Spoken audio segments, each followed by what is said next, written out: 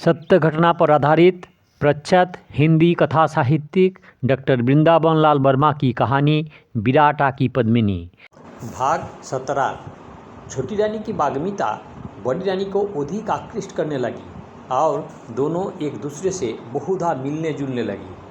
थोड़ी ही दिनों में दोनों के बीच का बहुत दिनों के चले आने वाली अंतर कम हो गया। राजा को इस मेल जोल पर संतोष हुआ, परंतु जनार्दन को इसमें श्रद्धा के योग्य कुछ न दिखाई दिया। एक दिन बहुत लगन के साथ छोटी रानी बड़ी रानी से बातें कर रही थी। बातचीत के सिलसिले में छोटी रानी कहा, जब तक हम लोग इस बंदी गृह में बैठे बैठे दूसरों का मुंह ताकती रहेंगी तब तक कोई सरदार मैदान में नहीं आएगा। बाहर निकालते ही बहुत से सरदार साथ हो जाएंगे।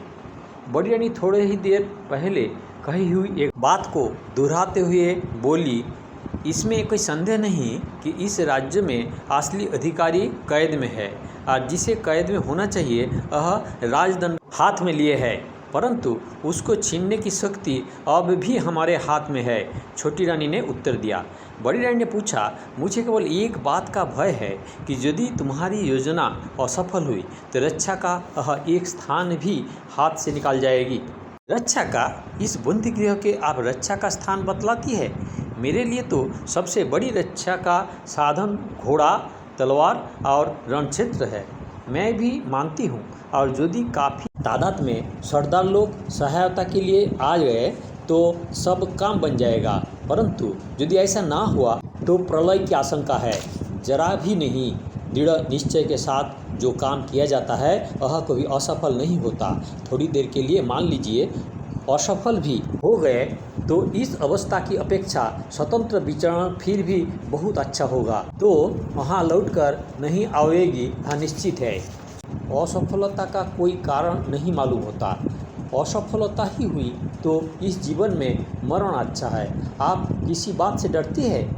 बड़ी रानी ने निश्चयपूर्ण स्वर से कहा, मुझे कोई डर नहीं है। मैं डरती किसी से भी नहीं हूँ, परंतु यह करती हूँ कि जो कुछ करो सोच समझकर। छोटी रानी अधिक निश्चयपूर्ण स्वर से बोली, बिल्कुल सोच समझ कर लिया है। रामदयाल अपने पक्ष के सरदारों से मिल चुके हैं। वे लोग नए राजा के असंतुष्ट हैं, परंतु जब तक हम लोग महलों में बंद हैं तब तक ये लोग अपनी निज की प्रेरणा से कुछ नहीं कर सकते। बाहर निकाल पड़ते ही ठठ के ठठ सरदार आ पहुँचेंगे। वहाँ से चलकर ठहरेंगे कहाँ? बड़ी रानी ने जरा संकोच के साथ पूछा। कहीं भी, दलीप नगर के बाहर कहीं भी, सिंह की गुफा में, नदी की तली में, पहाड़ों की शिखर पर, कहीं भी। छोटी रानी ने उत्तेजित होकर उत्तर दिया, हमारे स्वामी धर्मी सरदार कहीं भी हमारे सहायता के लिए आ सकते हैं। बड़ी रानी ने प्रतिवाद करते हुए कुछ रुखाई के साथ कहा, मैं इस तरह की यात्रा के प्रस्ताव से सहमत नहीं हो सकती। व्यर्थ मारे मारे फिरने से यहीं अच्छे। छोटी रानी तुरंत रुख बदल कर बोला, रामनगर के राव के वहाँ ठिकाने रहेंगे। वहाँ से आलीमर्दान की भी सहायता सहज हो जाएगी। सिंहगढ़ पर चढ़ाई उसी ओर से अच्छी तरह हो सकती है। छोटी रानी के ढले हुए सर से बड़ी रानी को नरम कर दिया। कहा, रामनगर के राव के पास बड़ा बल तो नहीं, परंतु स्थान रक्षा विचार में अच्छा है। आलीमर्दान की सहायता बिना काम न चलेगी। वह हमारा राखीबंदी भाई है। छोटी रानी ने उत्तर दिया। उसकी ओर से जो भी कोई खटका मत कीजिए। किसी भी मंदिर के विघ्न के करने के लिए कोई इच्छा उनके मन में नहीं है। इसी समय एक दासी ने बड़ी रानी को खबर दी कि जनार्दन आशीर्वाद देने के लिए आना चाहते हैं। बड़ी रानी इसका नाम सुनते ही चौंक पड़ी। छोटी रानी ने कहा, इस समय इसका यहाँ आना बुरा हुआ। मालूम किस दोह को लगा कर आया है? छोटी ने आश्चर्य प्रकट किया। बुरा हुआ? क्या यह कैद खाने का दारोगा है जो आप भयभीत सी मालूम पड़ती है? क्या बुरा हुआ? बड़ी को चोट सी लगी। उन्होंने दासी से पूछा, और कुछ नहीं कहते थे? छोटी रानी की और देखकर दासी ने जवाब दिया, और कहते थे महाराज। छोटी रानी के कड़ाई के साथ पूछा, क्यों डरते हैं? बोल, क्या कहते हैं? उसने उत्तर दिया, केवल यह पूछते थे कि छोटी महारानी भी वहाँ है या नहीं। तूने क्या कहा? बड़ी ने पूछा। छोटी रानी बिना उत्तर की प्रतीक्षा किए हुए बोली, इसने कह दिया होगा कि है। मैं कोई बाघिनी व तेंदुआ तो हूँ नहीं जो इसी समय दीवान जी को फाड़ डालूंगा। दासी ने उत्तर दिया, नहीं महाराज, मैंने कहा था कि नहीं है। छोटी रानी ने कड़ कर प्रश्न किया, क्यों? तूने क्यों झूठ कर बोला? दासी कांपने लगी। बड़ी रानी ने शांति स्थापित करते हुए प्रयोजन से कहा, बेचारी साधारण स्त्री है, मुंह से निकाल गया होगा, कोई बुराई मत मानो। मुझे चाहती है और मेरा इस पर स्नेह है। यहाँ की और स्त्रियाँ तो दुष्ट है। छोटी रानी कुछ नहीं बोली, कुछ सोचती रही। बड़ी रानी ने कहा, तुम जरा छिप कर देखो तो जनार्दन क्या कहता है, किस प्रयोजन से आया है, व्यर्थ है। छोटी रानी ने उत्तर दिया, इस बात को जानता है कि आप मेरे ऊपर कृपा करती है, इसीलिए मेरे छिपकर सुनने लायक कोई बात ना करेगा। तो भी क्या हर्ज है? बड़ी रानी ने कहा, सुन लो, तमाशा ही नहीं सही। छोटी रानी बड़ी को प्रसन्न करने की नियत से बोली, छिपने की क्या ज़रूरत है, मैं एक कोने में बैठी जाती हूँ, डंचड़ी के बाहर से बातचीत करेगा, मैं अपने को प्रकट ना होने दूंगी, आप उसे बुलवा लें। बड़ी रानी ने जनार्दन को विवाह के लिए संकेत दिया और छोटी रानी से कहा, वह उन स्त्रियों में से है जो मेरे लिए अपना सिर काटने के तैयार रहती है। इस पर छोटी रानी केवल मुस्कुराई, कोई मंतव्य प्रकट नहीं किया। थोड़ी देर में जनार्दन आ गया। आशीर्वाद और कुशल मंगल पूछने का पश्चात उस दासी द्वारा जनार्दन और बड़ी रानी का वार्तालाप होने लगा। जनार्दन ने पूछा, छोटी महारानी न मालूम मुझसे क्यों रुष्ट है? महाराज इस बात को जानते हैं कि मैं उनका कोई अहित चिंतन नहीं करता। बड़ी रानी ने जवाब दिलवाया, इस बात से मेरा कोई संबंध नहीं, आप इस विषय पर उन्हीं से ही क्यों न पूछे। मैं आपकी सहायता चाहता हूँ। उन्हें इस राज्य में जो स्थान पसंद हो उससे आनंदपूर्वक रहे, जिससे इस लांछन से बचूं कि दलीप नगर में मैंने उन्हें बरबस रोक रखा है।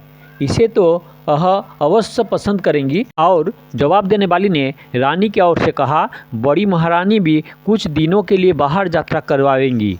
जनार्दन को इस प्रस्ताव पसंद न आया। बोला, आजकल अवस्था जरा खराब हो रहा है और वैसे भी यह स्थान तो आपको बहुत प्यारा रहा है, आपने कभी शिकायत नहीं की कि बीच में टोक दिया गया। बड़ी रानी की तरफ से कहा गया, जरूर जाऊंगी, कैदी नहीं है जो उन्हें तो जाने दिया जाए और इन्हें रोक रखा जाए। जनार्दन बोला, मैं महाराज से अनुमति के लिए कहूँगा, परंतु जिस काम से मैं आया हूँ यदि यहाँ नहीं हो सकता तो छोटी रानी के ही पास जाकर अपने अपराधों को क्षमा मांगूंगा।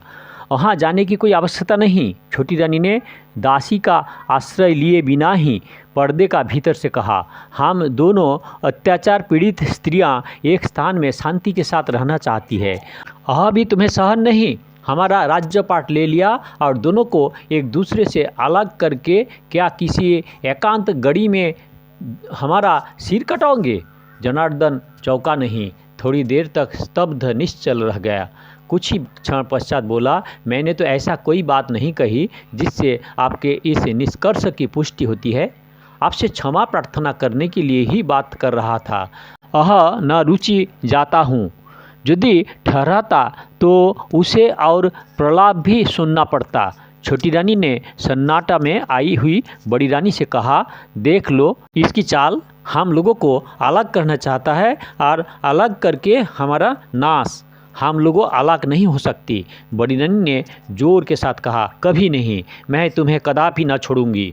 जनार्दन दोनों रानियों को एक दूसरे से अलहदा करना चाहता था, इसी प्रयोजन से यहाँ गया भी था, परंतु अपनी साधारण सावधानी से काम न लेने के कारण और छोटी रानी के ताड़ लेने से उसका मनोरथ निष्फल हो गया। छोटी रानी के कुवाक्य का उसे बहुत थोड़ी देर ध्यान रहा होगा।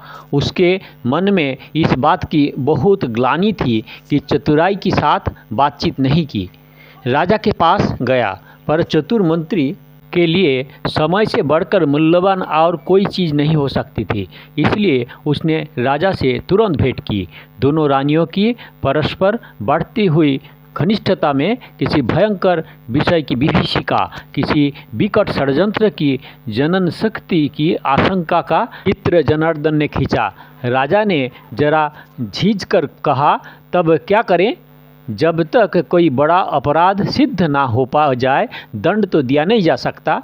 राजा की झिलझिलाहट से जरा भी न घबराकर जनार्दन ने बोला, मैं तो किसी अपराध के सिद्ध करने की जरूरत के और न किसी दंड की विधान की। उन्हें तो अन्नदाता दो अलग अलग स्थानों में सम्मानपूर्वक रख दें, इससे बेईमानस और बढ़ेगा। जो सरदार अभी पीछे पीछे और शायद दावी जवान कहते हैं कि हम लोगों ने रानियों को महल में कैद कर रखा है, मैं ये भड़क कर खुल्लम खुला बुराई करेंगे। रानियों को वहाँ से हटाकर मैं अपने लिए व्यर्थ का विरोध नहीं खड़ा करना चाहता है।